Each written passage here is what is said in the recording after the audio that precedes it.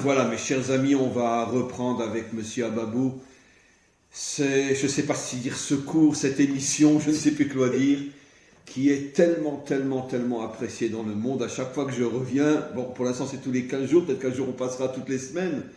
Je n'arrête pas de dire à mon grand ami, mais vous ne savez pas le nombre de messages que je reçois. Les gens veulent vous connaître, les gens demandent des cours, etc.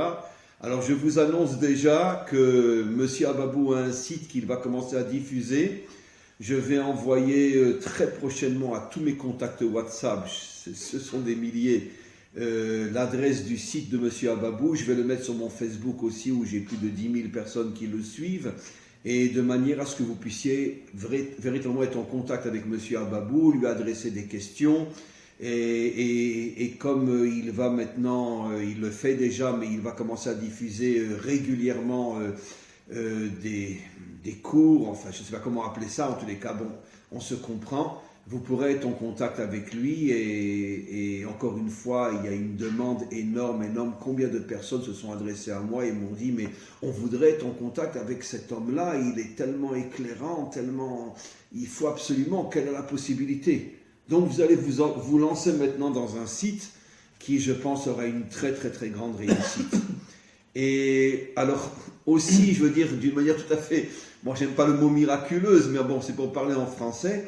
Je viens de monter ce matin, j'avais hier soir une interview avec une radio en France qui m'ont demandé, pas une radio juive, mais qui m'ont demandé de faire une émission avec eux sur ce qu'on pourrait appeler le nouvel ordre mondial. Et je viens de monter le cours ce matin sur mon site. Et quand j'arrive ici, je demande à mon ami de quoi on va parler. Et il me dit, sans savoir bien sûr que j'avais fait cette émission, que j'avais déjà mis le cours sur mon site, il me dit de quoi, je lui demande de quoi on parle aujourd'hui. Il me dit, on va parler du nouvel ordre mondial. Enfin, à sa manière, bien évidemment. Et donc, voilà. Et juste à titre d'introduction, je pense que de plus en plus de personnes de par le monde, ne serait-ce que la preuve, cette radio en France, radio très connue, qui m'a interviewé hier soir pour me demander mon avis justement sur toutes ces questions qui traitent ce qui est en train de se passer dans le monde, cette volonté de mettre la main sur le monde et d'uniformiser l'humanité et de la rendre toute au service finalement de quelques puissances qui dirigeront le monde. C'est ce qu'on appelle l'idéologie nimrodienne, pour ceux qui comprennent.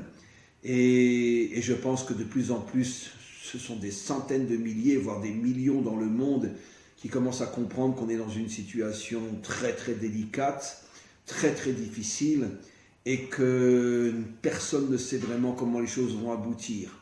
On va écouter notre cher ami, notre grand spécialiste, Monsieur Ababou, qui va traiter d'une certaine manière de ce sujet aujourd'hui. Je vous laisse la parole. Bien, pour l'économiste qui est dans les valeurs morales, pour l'économiste qui veut être fidèle, si vous voulez, au principe de justice, la première question qui se pose aujourd'hui, mais qu'est-ce qui se passe? Que se passe-t-il? Tout ce qui se produit, tout ce qui se crée, se délite, se détruit aussitôt. Le temps économique n'est plus ce qu'il était, du tout. Moi, quand j'étais étudiant arabe, on parlait du temps séquentiel. On prenait des courbes, on prenait sur 20 ans, 30 ans, 40 ans, même 50 ans, et on essayait de comprendre l'évolution de ces courbes, et c'était, si vous voulez, quelque part, relativement prévisionnel. On pouvait comprendre ce qui allait se passer. On pouvait même, à la limite, dire aujourd'hui ce qui pourrait se passer demain dans certaines conditions. Les choses étaient claires. Il y avait, si vous voulez, un processus prévisionnel qui était sous-jacent. On était en train de comprendre véritablement que dans 50 ans, il va y avoir tel ou tel objectif, et ça se faisait. Ça se faisait. On parlait de conjoncture très court terme, on parlait de temps court terme, ça veut dire entre 2 et 5 ans. On parlait de temps moyen terme, entre 5 et 7 ans. On parlait de temps très long terme, en plus de 25 ans. Et on parlait de séculaire, plus de 50 ans. Mais c'était clair. Aujourd'hui, plus rien n'est clair. On est dans l'immédiat. On est dans l'intuition. Dans le flou. On est dans le flou total. On est dans le flou total. Et on est surtout dans ces situations qui ne sont plus du tout, pour un économiste, pour un politologue, prévisibles. Et il est évident que ce flou total est programmé Voilà. pour déstabiliser Voilà. l'humanité tout Voilà, entière. exactement. Alors, pour l'économiste, si vous voulez, qui voit ça, il dit, mais attends, si je suis moral, si j'essaie d'être juste, si je suis fidèle à mes, entre guillemets, pères économistes, mais plus rien ne va plus. Je ne peux plus enseigner l'économie comme j'ai enseigné l'économie il y a 20 ans, il y a 30 ans. Ce n'est plus la même chose. L'économie a implosé. Les règles ont implosé. Il n'y a plus du tout de mouvement directionnel. Avant, le chef d'entreprise parlait d'objectifs déterminés par la direction générale. Après, stratégie déterminée par les sous-directions. Et il y avait la tactique, c'est-à-dire l'opérationnel, par les ouvriers. C'est-à-dire véritablement, regardez comment ça se passe dans le monde des fourmis, excusez-moi, dans le monde des abeilles. Vous avez la reine, vous avez les fourmis ouvrières, et vous avez les fourmis qui vont garder la reine. Et chacune va faire sa fonction exactement comme il faut. L'entreprise était, quelque part, extrêmement nette, saine, parce que chacun est à sa place. Et chacun avait une fonction complémentaire aux autres raves. Et on ne va pas commencer à chercher à prendre la place de l'autre parce qu'on savait très bien qu'on était, nous, quelque part, à notre place. Or, ce processus-là, si vous voulez, de l'entreprise capitaliste a commencé, on le sait, nous maintenant on le sait, aux environs du XVIIIe siècle, et qui va prendre de l'ampleur par les concentrations, et qui va faire que, en fin de compte, l'entreprise de locale, nationale, internationale, va devenir un jour, et là on va y revenir tout à l'heure, mondialiste.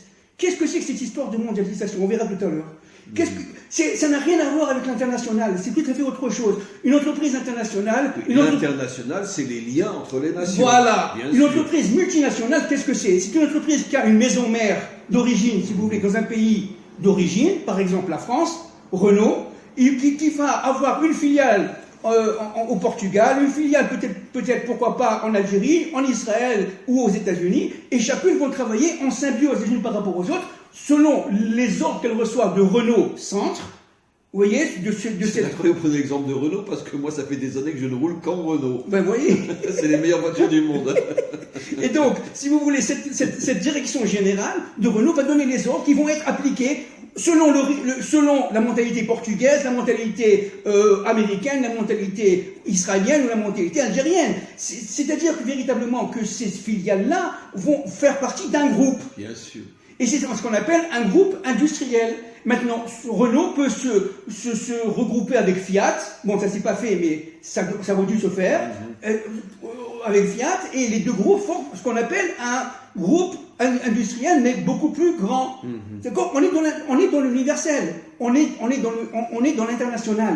C'est-à-dire que les règles sont des règles qui sont des règles de coût, bénéfice, des règles de baisse, si vous voulez, de l'endettement, des règles de rentabilité, des règles d'investissement, d'investissement dans les machines, d'investissement dans ce qui est, non pas forcément rentable, mais d'abord ce qui est productif. Après, dans un second temps, rentable. Mais dans un premier temps, on va accepter de perdre de l'argent pour le bien de tous. À ce moment-là, ce qui est important, c'est d'attirer la demande, de faire en sorte que la demande devienne consommation. Vous voyez, on fait une distinction entre la demande et la consommation. Si je suis Renault, on va reprendre le même exemple, je m'intéresse à un jeune, je m'intéressais, parce qu'aujourd'hui c'est plus la même chose, je m'intéressais à un jeune de 14 ans, parce que dans 4 ans il aura 18 ans, il aura son permis de conduire, et à partir de ce moment-là, je vais pouvoir faire en sorte qu'il achète une voiture. Mais si vous voulez, je pars d'un point qui est une demande potentielle, et je vais essayer de la rendre consommation. Vous comprenez? Alors, à partir de ce moment-là, je vais donner aux ouvriers un sursalaire, je vais embaucher des ingénieurs, je vais embaucher des techniciens, je vais investir dans le marché financier pour pouvoir avoir plus d'argent, de capital, etc.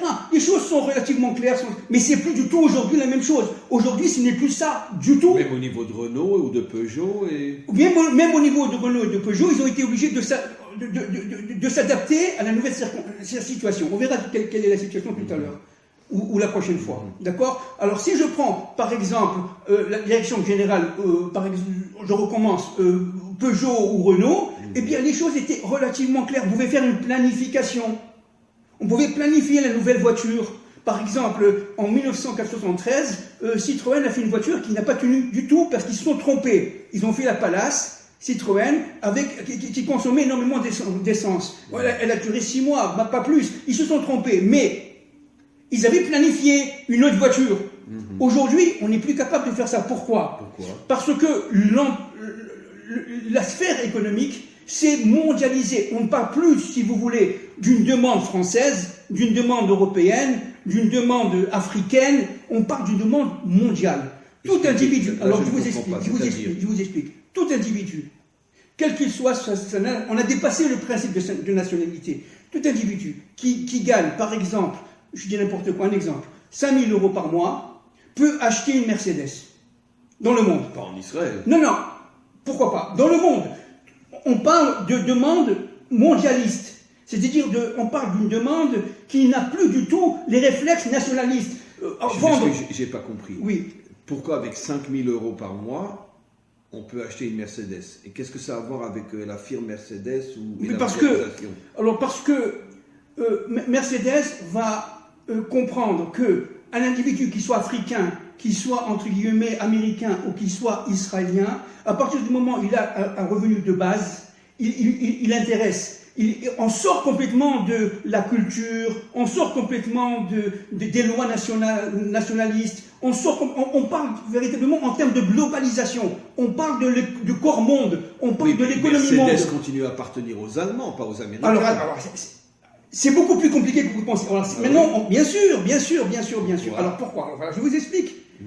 Dans l'entreprise internationale, qui est, si vous voulez, multinationale, elle a des filiales au Portugal, on a dit tout à l'heure, des filiales. A des non, par exemple, je prends l'exemple de Renault, je reprends l'exemple de Renault. Elle a des filiales au Brésil, par exemple, etc. Bien, ça, c'est l'entreprise multinationale. Et pourquoi elle va au Brésil? Parce qu'il y a une demande, parce qu'il y a un marché, et parce qu'il y a des coûts de production moins élevés. Elle est intéressée par faire ça, parce qu'en s'associant avec telle entreprise brésilienne qui va être sa filiale, ils vont former, quelque part, une sorte de corps, si vous voulez, de production, productif, qui fait que le marché brésilien va être, quelque part, plus ou moins à la merci, j'allais dire, de Renault. Vous voyez, vous comprenez? Ça, si vous voulez, c'est l'entreprise normale. Mais dans l'entreprise... Ça apporte des bénéfices à cette entreprise brésilienne malgré tout. Bien sûr. Ils vont se rapprocher des sources de matières premières, du pétrole, de l'acier, ils vont se rapprocher du bois, ils vont se rapprocher des forêts. Bien sûr. Mais ça, c'est traditionnel. Qu'est-ce que c'est qu'une entreprise mondialiste? Alors maintenant, je vous explique. C'est qu'en fin de compte, il n'y a plus de pays d'origine. Il n'y a plus Allemagne, Mercedes est allemand. Mercedes n'est plus allemand. Théoriquement, non, laissez-moi parler. Vous allez comprendre. Au niveau de l'entreprise, Mercedes n'est plus allemand. Qu'est-ce qu'elle est, Mercedes? Elle est selon ce que le marché et le corps monde nécessitent. Par exemple, la direction générale, elle peut être en partie en Allemagne, mais en bonne partie peut-être au niveau de la recherche en Israël.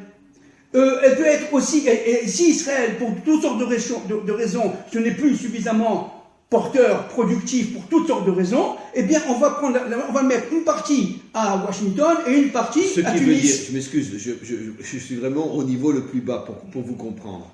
Ce qui veut dire que des Américains, de vrais Américains, vont travailler pour Mercedes et, d'une certaine manière, vont être aussi une forme de patron aussi de Mercedes? Ou ce sont des simples travailleurs de Mercedes? Non, on ne parle pas de coopérative. Là, vous mélangez. Excusez-moi, avec tout le respect que je vous dois. Non, on parle au niveau de la structure de la décision, la structure décisionnelle. D'accord? Vous avez la direction générale. Qui est en Allemagne. Qui, théoriquement, est en Allemagne. Mais pas forcément. Mais aujourd'hui, plus forcément. D'accord? C'est-à-dire que la direction générale de Mercedes peut être en Amérique? Peut-être. Elle va être éclatée. Nous sommes dans le monde, non pas de l'union, mais de l'éclatement. Elle va être éclatée. Divisée pour mieux régner. Divisée pour mieux régner, divisée pour mieux s'implanter, divisée pour mieux diviser. Divisée pour mieux diviser l'autre. Alors, résultat, elle peut être en Chine, elle peut être en Israël. En Israël, vous avez une direction très importante, par exemple, de IBM. Ils ont quitté l'Amérique et ils sont venus en Israël, ils sont à RCA. Mais on parle de la direction générale qui va prendre des décisions techniques sur les 5-10 ans au niveau de la recherche. Ce sont des Israéliens ou des Américains? Ce sont des Américains qui vont utiliser des Israéliens. Mais seulement. Mais des Américains qui sont installés en Israël. Qui sont sous contrat, installés en Israël, etc. Et dont le capital n'est plus forcément américain. Ou le capital de Volkswagen ou de Mercedes n'est plus forcément allemand. Il est dans les marchés financiers. C'est-à-dire que, en fin de compte, le financement n'est plus allemand, le financement n'est plus national, comme autant des firmes multinationales. Le financement, il est mondialiste. Et à partir de ce moment-là, c'est peut-être que le Qatar, en achetant une des parts de l'entreprise Mercedes dans le marché financier, va être détenteur carrément de la direction générale. Alors que c'est le Qatar, ce n'est plus du tout les Allemands. Il n'y a plus rien à voir. Il y a d'Allemands que le nom, si vous voulez. Alors c'est vrai que les Allemands, il y a des lois qui disent qu'une certaine partie du chiffre d'affaires doit revenir en Allemagne, etc. Ça c'est technique. Mais d'une manière globale, le principe général, c'est quoi? C'est l'éclatement des firmes. C'est l'éclatement des firmes. Aujourd'hui, par exemple, General Motors, qui était une firme absolument extrêmement développée. Américaine. Sachez que le chiffre d'affaires, ça veut dire le volume des ventes de General Motors, au début des années 80, il y a à peu près une trentaine d'années, c'est pas si loin que ça, d'accord, était supérieur au budget général de la France. Je ne sais pas si vous vous rendez compte. On parle de monstres là. Mais aujourd'hui, General Motors par rapport à ce monstre-là, n'est plus rien. Alors vous me dire, il est où le capital de General Motors? Il est dans les marchés financiers. Mais pourquoi ils ont accepté ça? Mais parce qu'ils n'avaient pas le choix arabe. Pourquoi? Parce qu'ils avaient besoin. Écoutez, les États sont très endettés. D'accord? Les États sont très endettés. Ils sont dans un univers de concurrence. Et une concurrence exacerbée. Les petites et moyennes entreprises sont les grandes perdantes de cette histoire. Elles sont en train de mourir. C'est ce qu'on voit mais aujourd'hui. c'est pas d'aujourd'hui, oui. C'est ce qu'ils font aujourd'hui. Mais c'est ce qu'ils font aujourd'hui. C'est pas d'aujourd'hui, ça. Ça vient au minimum du début des années 60. Au minimum. Le processus de concentration a tué la petite entreprise pour tout ramener au grand train. Oui, alors je vous explique. Je vais vous expliquer. La France est un tel pays. Je prends l'exemple de la France parce qu'on connaît un peu mieux la France que les autres pays. Oui. On peut parler d'autres pays, mais particulièrement la France. La France est un pays des petites entreprises. Le tissu des petites et moyennes entreprises. Oui, bien sûr. Les petites et moyennes entreprises sont des entreprises qui ont à peu près, bon, je vais très rapidement, moins de 10 salariés, c'est une petite entreprise. Entre 10 et 50, c'est une moyenne entreprise. Plus de 50 salariés, je vais très vite, parce que ceux qui connaissent l'économie vont dire, non, pas tout à fait, ça dépend du chiffre d'affaires, bon bref, je vais très vite. Plus de 50 salariés, c'est une grande entreprise, d'accord? Maintenant, ce tissu industriel qui est extraordinaire, qui vient du Moyen-Âge en France, qui vient d'une entreprise artisanale. N'oubliez pas qu'à ce moment-là, il y a 500, 600 ans, n'est-ce pas, les patrons étaient en cohésion totale avec l'ouvrier.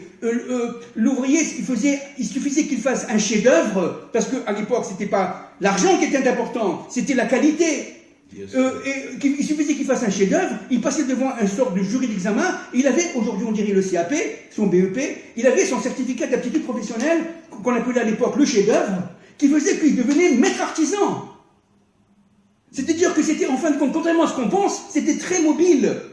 Et l'ouvrier, il recevait un peu d'argent de poche, il était nourri et logé par le patron, vous voyez, et il y avait une symbiose entre les familles. Bien sûr que le patron restait patron, bien sûr que l'ouvrier et l'artisan était artisan, mais il y avait des maîtres artisans, et ces maîtres artisans-là ont formé une conurbation, une force. Vous voyez comment ça se passe? Et les forces secrètes ont commencé à pénétrer. Ils ont créé une force, une sorte de confrérie. Et cette confrérie-là a mené, avec la révolution industrielle, c'est-à-dire avec la technologie naissante de l'époque... Si je ne me trompe pas, c'est d'une certaine manière la naissance de la franc-maçonnerie. C'est aussi une sorte de caste de travailleurs qui ont une certaine puissance et qui ont commencé à devenir ce qu'est aujourd'hui la franc-maçonnerie. Oui, alors, la plupart des révolutionnaires français étaient des francs-maçons. On parle des grands. Bon, maintenant, Rousseau, Jean-Jacques Rousseau était franc-maçon. D'accord. Bon, maintenant, indépendamment de cela, au niveau strictement économique, lorsque l'industrie est arrivée avec par exemple de nouvelles transformations de l'acier, etc., du fer, du bronze, tout ce que vous voulez, des technologies qu'on ne connaissait pas. Qu'est-ce qui s'est passé? Le chef d'entreprise a pris cet ouvrier, il a créé ce qu'on appelle une sorte de cité ouvrière, et ensemble, ils ont essayé de produire. Vous comprenez? Il n'y avait pas cette notion qui existait après de domination, de dépersonnalisation du travail. Il n'y avait pas cette notion d'écart entre le patron et il y avait le respect. Le patron a participé au mariage des ouvriers. Vous voyez, quand est-ce que ça a commencé à se casser? Lorsque, regardez, les forces sourdes, ce qu'on appelle nous les forces de Nimrod, ont réussi à pénétrer ce milieu-là, où véritablement les plus gros ont commencé à manger les plus petits. Et comment? En faisant une concurrence effrénée. Ils ont détruit les marchés, ils ont détruit l'ordre des choses, ils ont détruit l'ordre naturel que Dieu a créé. Et ça, c'est pas d'aujourd'hui, ça date déjà depuis au moins 200 ans. Au moins 200 ans. Après la Révolution française, si vous voulez, en France. Et à partir de ce moment-là, les choses n'ont plus été comme avant. Mais aujourd'hui, on ne sait plus où on en est. Pourquoi? Parce que les marchés financiers dominent tout. Les marchés financiers eux-mêmes ne sont plus autocontrôlables. Ils ne se contrôlent plus. Alors il y a beaucoup d'argent, comme on l'a dit de nombreuses fois les fois passées, mais cet argent-là n'est plus productif au sens naturel des choses. Je vous interromps. Dit dans un langage très simple, je reviens un petit peu en arrière. Ça veut dire que par exemple Mercedes ou Renault ou Peugeot, peu importe, c'est pas eux, c'est pas l'entreprise mère qui récupère tout l'argent des ventes. L'argent aujourd'hui est éparpillé dans différents endroits. Voilà, exactement. Alors, je vous explique. Donc, il n'y a plus aucune entreprise qui est propriétaire de toute sa production. Bien sûr que non, aujourd'hui. C'est ça le monde de la mondialisation. Nous sommes... Qui possède Renault? C'est certainement pas Renault. C'est certainement pas l'État français. Pourtant, Renault est nationalisé. Alors, qui possède Renault? Le marché financier. Et qu'est-ce que vous allez voir dans les marchés financiers? Vous allez voir des capitaux. Bon, je vais très vite, hein, c'est un exemple, hein, évidemment. Arabes, Qatar, Arabie Saoudite, Chinois. Les Chinois ont pénétré les marchés comme ça, en utilisant les marchés financiers, en utilisant l'économie de la culture, en utilisant l'économie, entre parenthèses, de l'information. Ils ont pénétré, mais comment? Je ne parle pas seulement des pots de vin, etc. Je parle de l'investissement. Comment? Par de l'investissement direct de l'étranger. Ce sont les Chinois, ce sont ce qu'on appelle aujourd'hui les Qataris ou d'une manière générale les Arabes producteurs de pétrole qui ont pénétré. Et ce mécanisme-là, ça va commencer au début des années 70. Oui, c'est pas d'aujourd'hui, ça va faire presque 50 ans, Rav. Ça fait presque 50 ans. Alors, c'est pas fini. Les Japonais ont compris. Dès le début des années 80, qu'est-ce qu'ils ont fait? Ils ont pris l'Europe. On a dit l'autre fois que c'était un centre d'expérimentation, et ils ont commencé à expérimenter leurs produits. Qu'est-ce qu'ils ont fait? Ils ont pris des produits japonais, à l'époque c'était le Japon, aujourd'hui c'est la Chine, mais à l'époque c'était le Japon. Ils ont pris des produits, par exemple des poupées. La Chine a dépassé le Japon aujourd'hui? Non, attendez, oui. S'il vous plaît, excusez-moi. Oui. Le Japon a pris des produits de première nécessité de l'époque, des ballons, des trucs, des poupées, des vélos, tout ce que vous voulez, et à très bas prix, ils les ont vendus, déposés en France, et pour pouvoir essayer de voir comment que la demande française, la demande de consommation française allait s'adapter face à ces nouveaux produits, qui étaient des produits asiatiques, n'oubliez pas. Donc, quand ils ont vu que les choses prenaient et les choses se sont développées en dehors de toute limite, des entreprises françaises, PME ont disparu. Qui parle aujourd'hui de Joustra? Ça n'existe plus. Pourtant, Joustra, dans les années 60, c'était, je sais pas, 10-15% de la production française de jouets. Ça n'existe plus. Il y a de nombreuses entreprises comme ça qui descendent. À cause de l'introduction des Japonais. À cause de l'introduction des Asiatiques, des Japonais, aujourd'hui des Chinois. C'est-à-dire qu'au fin de compte, ce qui s'est passé, grâce au marché financier, n'est-ce pas, l'État japonais de l'époque a dessiné une sorte de prospection agressive d'implantation commerciale en France, en Europe. Ils ont fait ça comme un plan d'expérimentation. C'est ce qu'ils vont faire après les Chinois. Pourquoi le gouvernement a laissé faire? D'après vous. Parce qu'il y a derrière tout ça des intérêts énormes. Il y a des... Bon, je ne parle pas de pots de vin, mais il y a des intérêts énormes. Bon, on va parler de verre de vin. Voilà. Les Japonais disaient... Moi, je me rappelle très très bien, en 1986-87, J'étais déjà ici, plus ou moins. J'étais en France et j'étais ici. Je donnais des conférences et j'étais ici. En tout cas, ma famille venait de s'installer. Et je prenais l'avion très souvent. Je prenais l'avion à peu près une fois par semaine pour aller à Paris pour donner des conférences. Et qu'est-ce que je voyais? Très souvent, des Japonais, à partir d'Israël, sortir une carte avec Tel Aviv, etc., et commencer à faire des plans. Mais des plans de quoi? Des plans d'urbanisation. Mais par rapport à quoi? Par rapport à leurs intérêts à eux. Et je voyais qu'ils travaillent, parce que comme j'étais... Excuse-moi de couper la parole, mais toute l'industrie des voitures est surtout japonaise. Oui, bien sûr. Aujourd'hui, en Israël, oui. 2 voitures sur 3 sont japonaises. Bien sûr, exactement. Oui. Alors, à l'époque, c'était le Japon. Aujourd'hui, c'est la Chine. À l'époque, c'était le Japon. Alors, comment que le Japon a financé cela? Parce que ils ont acheté Tnuva, les Chinois. Bien sûr. Tnuva, c'est toute la production de lait, va directement en Chine. C'est pour ça qu'il n'y a plus de beurre en Israël, israélien. Il n'y a plus de beurre israélien en Israël. Pourquoi? Parce que les Chinois ont acheté à la base la production de beurre israélien. Ça va en Chine. Alors maintenant, les Israéliens sont obligés d'importer du beurre français, européen ou autre. Alors, mais ça, c'est le beurre qui est produit en Israël va en Chine aujourd'hui? Oui, aujourd'hui, oui, absolument. Parce que Tnuva n'est plus israélien. Encore une fois, qu'est-ce que ça veut dire? Ça veut pas dire que il n'y a pas d'ouvriers israéliens. Ça veut pas dire qu'il y a... Mais ils travaillent pour les Chinois. Ils travaillent pour les Chinois. C'est-à-dire que les Chinois ont acheté des parts de capital au marché financier, qui fait que, alors des fois c'est 1%, des fois c'est 3%, des fois c'est 5%, pour avoir la majorité relative. Mais à partir de ce moment-là, ils font la loi. C'est-à-dire une entreprise, elle vaut 100 milliards, je dis n'importe quoi, 100 milliards de dollars, une très grande entreprise. Il suffit d'avoir des fois 1 milliard de dollars, 1 centième pour avoir l'entreprise. Pourquoi? Parce que les 99 milliards de dollars sont divisés en 50 millions de personnes qui ne se connaissent pas les unes par rapport aux autres. Celui qui a 1 milliard de dollars, il a la mise. Donc c'est ça le truc. Alors ça, c'est ce qu'on appelle la mondialisation. C'est-à-dire véritablement, il n'y a plus du tout d'entreprise française, d'entreprise israélienne, d'entreprise américaine.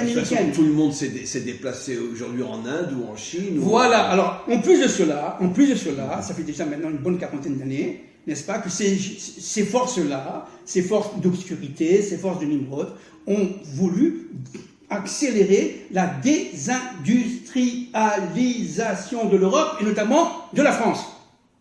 Et ça a marché à 100%. Avec l'histoire d'aujourd'hui, du coronavirus et tout ce que vous voulez, les grands perdants de tout, ce sont les petites entreprises. Pourquoi? Évidemment. Parce que ces petites entreprises... Mais tout le monde comprend, tout le monde, celui qui a encore une tête d'être humain, comprend très bien que tout ce corona, c'est un prétexte pour détruire, on pourrait dire, les petites entreprises dans le monde entier. C'est ça. Alors, c'est un but, c'est pas le seul but, c'est un des buts. Bien sûr que non. Alors, donc, qu'est-ce qui se passe? C'est que dans ce cadre de corps monde, on parle du corps monde, vous voyez, cette tête, moi j'adore, dans mes cours, je parle d'Adam Arishon avec une tête et un corps, mais inversé. Tout est inversé. C'est-à-dire, véritablement, un pays qui avait une fonction, entre guillemets, très spécialisée, perd cette fonction spécialisée, rentre dans le brouillard, et automatiquement, cette fonction-là se subdivise en de nombreuses fonctions, qui fait qu'on n'y comprend plus rien. Une question bête. On va prendre l'exemple de la France. Vous me suivez là? Oui, je n'ai pas de mots pour expliquer ce que vous nous enseignez. Je prends un exemple. La France, on va dire, c'est les parfums et le fromage. Les parfums et le fromage n'appartiennent plus vraiment à la France non plus. Alors, la technologie... Je prends un exemple, c'est beaucoup plus que ça. Le savoir-faire. Parce que j'aime tellement les fromages français. Bien sûr. Moi aussi. Alors, le savoir-faire... Et Garlin. Bien sûr. Le savoir-faire est français. Le savoir-faire est français, quoique ce savoir-faire est démultiplié dans le monde, et notamment aujourd'hui en Californie, mais d'une manière générale... Pour le fromage et les parfums oui, bien sûr, mais d'une manière générale, c'est français. Oui. Ça, c'est la marque. C'est ce qu'on appelle l'extériorité de la marque. Le camembert. Le camembert, c'est français. Mais il n'est pas produit qu'en Normandie aujourd'hui? Alors, voilà. Alors, maintenant, qui domine cette production? Ce ne sont plus les Français, c'est le marché financier. Parce que, vous comprenez, un jour l'entreprise, entre guillemets, Camembert, reçoit 1 ou 2 coups de téléphone d'un homme d'affaires chinois qui vous dit, cher monsieur, chère madame, bonjour, comment allez-vous, etc. On avoue votre entreprise, nous sommes intéressés pour le marché chinois d'importer 10 millions je dis n'importe quoi, un exemple évidemment, 10 millions de camemberts par jour en Chine, mais nous avons besoin de voir un peu plus ce qui se passe chez vous et avoir une partie du capital, parce que selon la loi, nous avons besoin. Donc nous allons vous aider, nous allons vous donner 10 millions de dollars tout de suite, plus 50 millions de dollars l'année prochaine, pour pouvoir avoir le... Alors qui va dire non? Qui va dire non? Vous comprenez? Mais ils ne se rendent pas compte qu'ils se font Voilà. Qui va dire non? Parce que d'où viennent ces 50 millions de dollars? Ils viennent du marché financier.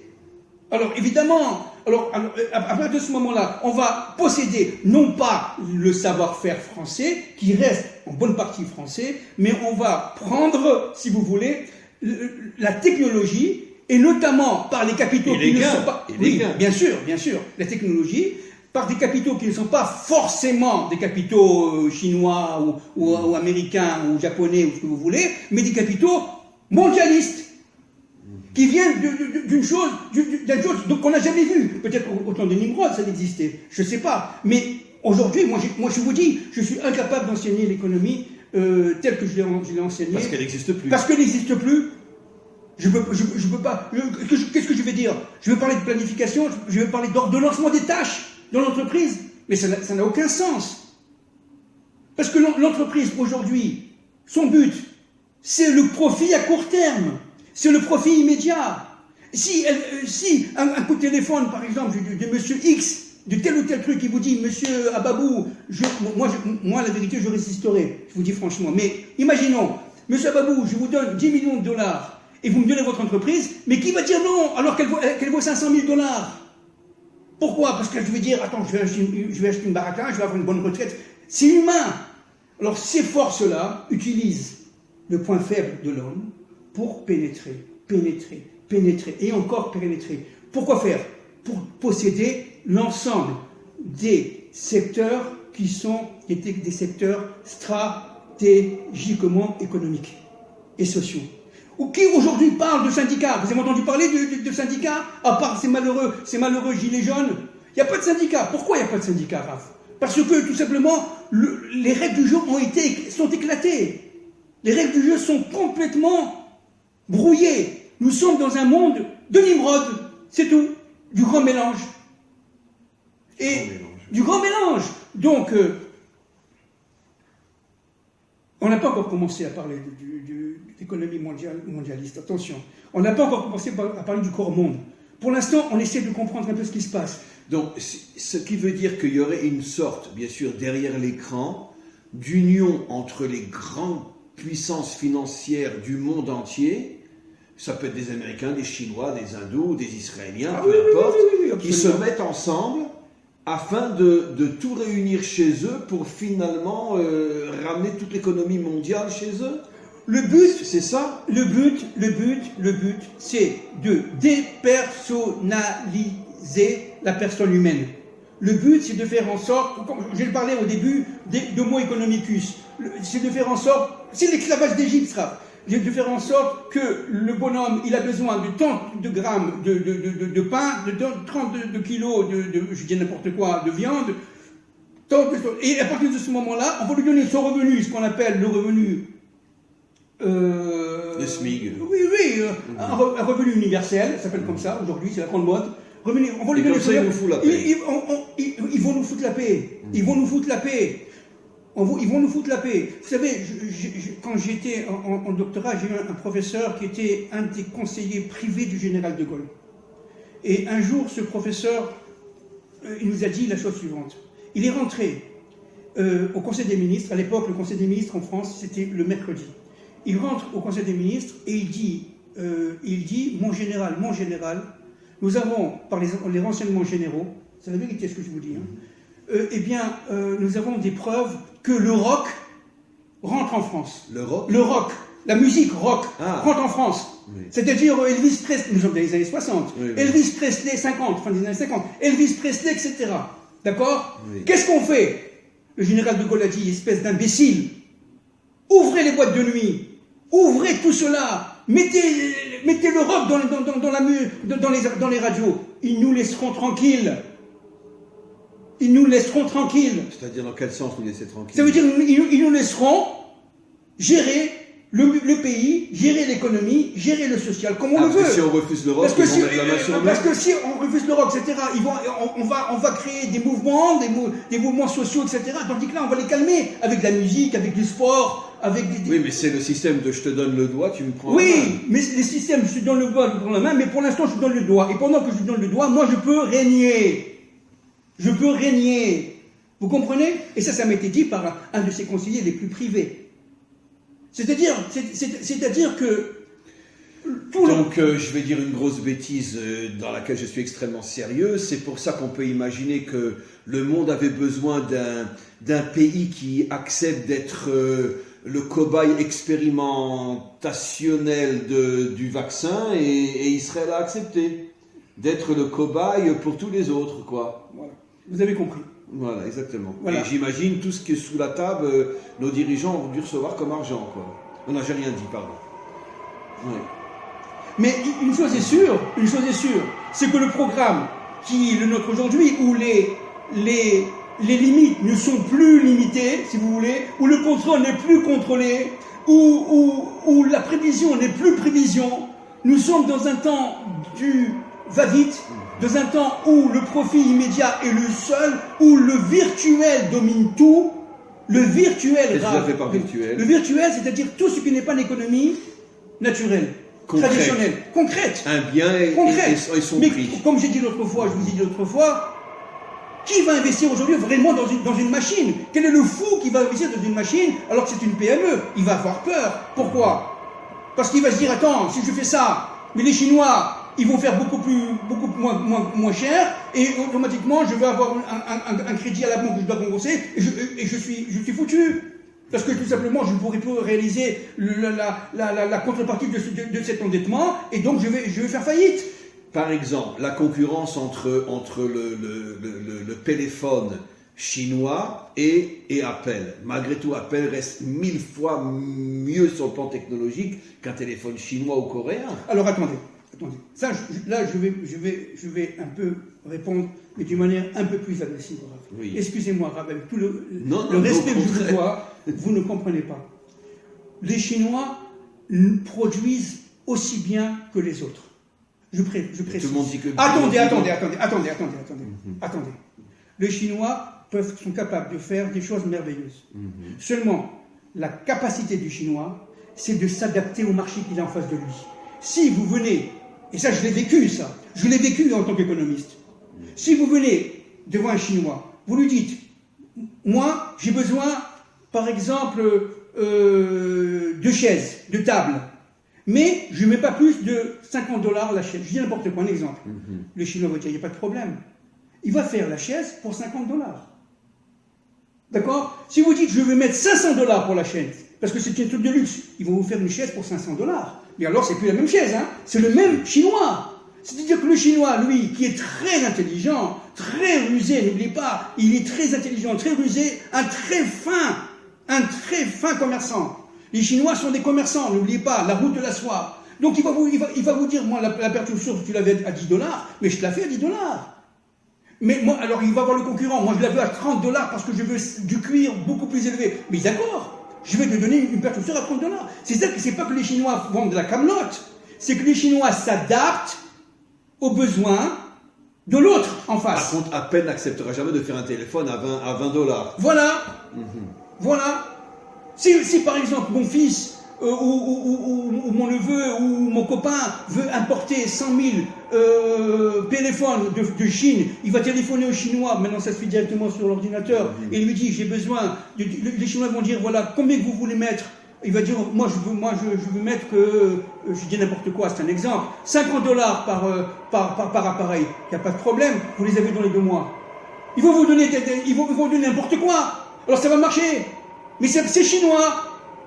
Ça va marcher, évidemment, mais seulement c'est un produit qui n'aura pas aucun rapport avec un produit que vous allez payer beaucoup plus cher, parce que la valeur ajoutée qui est dans le produit n'a pas de rapport avec la valeur ajoutée qui est dans notre produit. Donc, mais les Chinois, c'est pas que les Chinois produisent des camelotes, c'est que les Chinois s'adaptent par ruse, par savoir-faire, à l'offre qui est en face de lui, à la demande qui est en face de lui. Et c'est comme ça dans tous les domaines. Dans tous les domaines. Et la majorité des demandes sont à bas prix. À bas prix, parce qu'il se passe. Moi, je vais acheter 50 000 paires, j'ai dit un exemple, évidemment, 50 000 paires de chaussures à $10. Je vais le vendre $50 en disant ce sont des produits. Et je vais empêcher, enlever les taxes, etc. $20 par paire de chaussures. Mais sur 50 000, regardez le chiffre. Vous comprenez? Ça veut dire qu'en fin de compte, encore une fois, on est dans le profit à court terme. On n'est plus du tout dans le beau, au temps des manufactures du roi, Louis XIV, où on faisait le beau. Vous voyez? C'est pas qu'on n'est pas capable de faire du beau. Bien sûr qu'on peut faire du très beau. Peut-être même mieux qu'au temps de Louis XIV. Mais ce n'est plus du tout la règle. Pourquoi? Parce que nous sommes dans une société d'hyper-super consommation qui est même elle-même dépassée.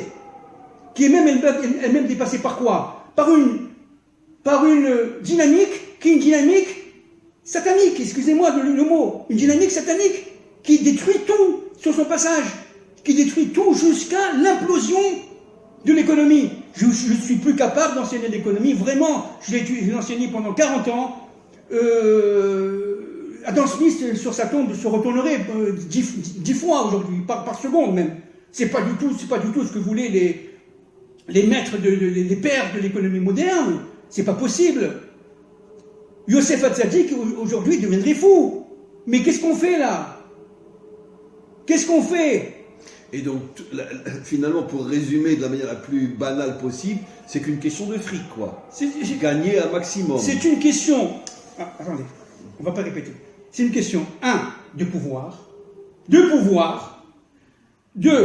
comme vous dites, de fric. 3, de domination. De manière à ce que le pouvoir soit à moi. Pas ou l'autre.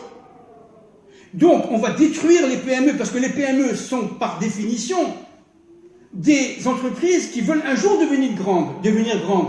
Par définition, un jour, le petit patron qui a risqué, qui a passé sa vie, va lui donner à son fils, son petit-fils, et son arrière-petit-fils, de manière à former une entreprise familiale prospère. C'est fini aujourd'hui. Pourquoi? Parce que ce n'est plus du tout dans l'ordre des choses. On est dans un monde de brouillard. Donc, à partir de ce moment-là, aujourd'hui, c'est quoi? C'est que je vais essayer de gagner un maximum d'argent. Comme on dit en hébreu, marpatli. Hein? Qu'est-ce que je m'en fous? On va gagner un maximum d'argent dans un temps très court, de manière à avoir un maximum de choses pour gagner un certain pouvoir par rapport à mes copains, mes cousins. Oui, en vérité, vous avez parfaitement raison. Et d'ailleurs, c'est ce que disent nos maîtres. La plus haute de tous les défauts humains, c'est la recherche de pouvoir. C'est ça. Plus encore que l'argent. Mais bien sûr. C'est bien sûr. Donc, alors, maintenant, la prochaine fois, si Dieu veut, Bezrat Hashem, on va essayer de savoir qu'est-ce que c'est que cette histoire de corps monde. Pourquoi on parle d'économie monde? Pourquoi on parle de mondialisation? Alors, on a compris plus ou moins ce que ça veut dire. Ça dépasse complètement, alors je résume, l'international. Ça dépasse complètement l'État-nation, là. Comme l'immigration, on essaye de tuer l'identité nationale. Voilà. Sur le plan physique, sur le plan économique, à tous les niveaux. Culturel religieux, aussi. etc. C'est-à-dire, véritablement, les religions aujourd'hui. Oui, religion. On ne peut plus dire aujourd'hui que l'Europe, elle est chrétienne. Voilà. Elle est beaucoup plus musulmane que chrétienne aujourd'hui. Donc, ce qu'il faut comprendre, c'est qu'en fin de compte, il y a eu des conditions à la mondialisation. Ces conditions ont été réalisées au fil des ans, au fil des siècles, lentement mais sûrement, pour arriver à un point, j'allais dire, cosmique, d'aujourd'hui, qui fait qu'on domine presque tout. C'est l'idéologie nimrodienne. On revient finalement, la Torah nous avait déjà prévu il y a 4000 ans de ce qui allait se passer avant la délivrance finale. Voilà, et on passera, et la prochaine fois on parlera du corps monde et de la pensée unique, et de relation entre les deux. D'accord? La pensée unique, ce n'est pas seulement le profit à court terme, c'est beaucoup plus compliqué que ça. Bien sûr, on va essayer de comprendre un peu ce que c'est que cette histoire de pensée nimrodienne, qui fait que véritablement,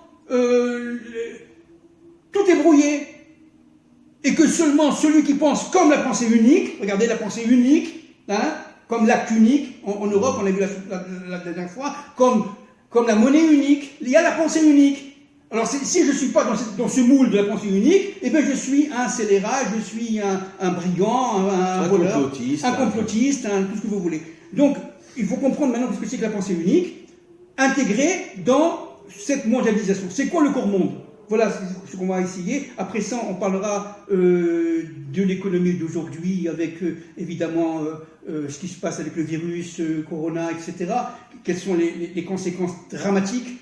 Et bon, Baruch Hashem, je suis, contrairement à ce qu'on pense, très optimiste, Rav. D'accord? Parce que vous êtes Sfarad, moi je suis Ashkenaz. Moi je suis... On est tous un peu des deux. Vous savez bien que les forces de Joseph sont Ashkenaz et les forces de Yehuda sont Sfarad. C'est Rachi qui le dit. Bien sûr. La tribu de Yehuda a été exilée en Sfarad. Voilà. Allez, donc c'est eux qui vont libérer les Ashkenazim de leur grande maladie d'être pessimistes. C'est pour ça que je suis très optimiste. Mais seulement, on va passer un moment d'accouchement, qui est un accouchement, on voit aujourd'hui ce qui se passe aux États-Unis, un accouchement douloureux, peut-être même très douloureux, parce que tout simplement, tout va, selon nos propres yeux, s'effondrer. Parce que ça repose sur quoi? Sur du sable. Bien sûr. Alors que le monde, Dieu a créé le monde magnifique, le monde solidaire, le monde structuré, l'économie est hiérarchiquement structurée. Chez nous, il y a le Kohen Gadol, les Kohanim, les Lévi'im, il y a les anciens, il y a les chefs de tribu, et il y a le peuple. C'est une pyramide, mais c'est une pyramide positive. Eux, ils veulent créer une pyramide négative de destruction. Nous, on va vers la construction, on va vers la bénédiction. Eux, ils veulent aller vers la malédiction et la destruction. Ben, c'est la malédiction qui a été donnée sur le serpent. Voilà. Et comme toutes les forces qui dominent le monde aujourd'hui sont des forces serpentiques, automatiquement, elles sont maudites. Voilà. Et elles veulent propager la malédiction dans le monde entier. Exactement. Écoutez, j'ai pas de mots. J'ai pas de mots. Et chaque rencontre, je reste scié. Et je pense qu'il y en a des milliers d'autres qui vont rester sciés. Ce que vous avez dévoilé aujourd'hui, cher ami, c'est... Vous avez cette capacité des choses que tout le monde ressent, mais de les exprimer d'une manière tellement claire, tellement profonde, tellement authentique. Et j'espère vraiment que grâce à vous, des centaines et des milliers vont se réveiller et prendre conscience qu'on est dans une situation qui n'est pas facile et que cette prise de conscience, grâce à des révélations comme vous le faites, cette prise de conscience peut-être permettra au monde de s'en sortir. J'en suis convaincu. On va s'en sortir. Avec beaucoup d'optimisme comme vous. Voilà, on va s'en sortir. Voilà. Merci beaucoup, Monsieur Ababou. Vraiment, que Hachem vous bénisse. Amen, amen. Pour vous aussi. Vous êtes une grande lumière pour notre génération. Merci beaucoup. Merci beaucoup.